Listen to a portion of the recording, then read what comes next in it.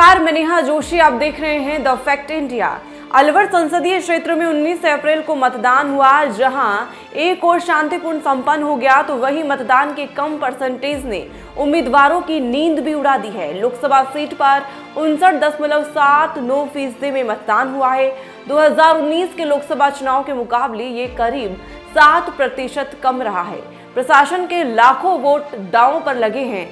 मतदान ने लोकसभा चुनाव के प्रति रुझान कम होने का संकेत दिया है। हालांकि कम वोटिंग होने से कांग्रेस और भाजपा दोनों ही दलों में चिंता जाहिर सी दिख रही है। दोनों ही दलों का दावा है कि उनके वोटर तो निकले, दूसरी पार्टी के वोटर नहीं निकले। मुद्दों पर आकलन किया जाए तो इन चुनाव में महंगाई, रोजगार और राम मंदिर जैसे मुद्दों का कम असर दिखाई दिया है, क्योंकि लगभग आधी आबादी ने अपना वोट डालने में कोई रुचि ही नहीं दिखाई है। चुनाव से पहले ऐसा माना जा रहा था कि इस बार पक्ष और विपक्ष के मुद्दे अगर हावी हो रहे हैं तो वोट प्रतिशत 75% संभव है, लेकिन वास्तविकता इसके उलट रही है। 5 माह पहले हुए विधानसभा चुनाव में ये मतदान औसतन 75% था। आंकड़ों को देखें तो आहिर बाहुल्य सीट बहरोड, मुंडावर और किशनगढ़ बास में मत प्रतिशत कम रहा है, जबकि कांग्रेस उम्मीदवार ललित यादव खुद मुंडावर के कांग्रेस से विधायक है।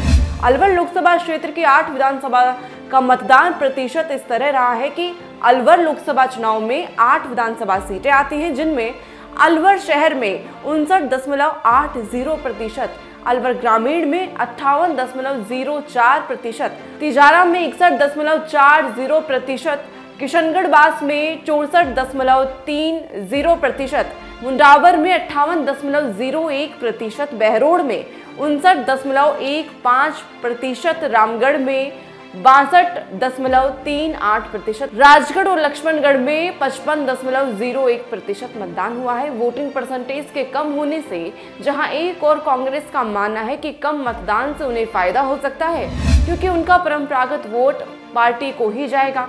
ऐसा देखा जा रहा है कि बीजेपी का वोट व्यापारी, अगड़ी और जातियों का माना जाता है। वो मतदान के लिए घर से निकले ही नहीं, इसलिए बीजेपी के सामने अलवर में हैट्रिक लगने की चुनौती है। बीएसपी ने भी टक्कर दी है, लेकिन वो कितना प्रतिशत और कितना प्रभावित रहेगा, ये अभी देखने वाली बात होगी। इस चुनाव में ये देखने को मिला है कि मेव बाहुल्य क्षेत्र रामगढ़, तिजारा और किशनगढ़ बास में अन्य सीटों के मुकाबले अधिक मतदान हुआ है। इन सीटों पर कांग्रेस का परंपरागत वोट काफी संख्या में अधिक रहा है। हालांकि मुंडावर, जहां से कांग्रेस के प्रत्याशी ललित यादव विधायक हैं, वहां वोटिंग कम हुई है। ऐसे में अंत में किसे फायदा होगा, इसका अंदाजा लगाना मुश्किल है। इस पर आपका क्या कुछ कहना है, कमेंट करके जरूर बताएं। देखते रहें द फैक्ट इंडिया। मैं नेहा जोशी।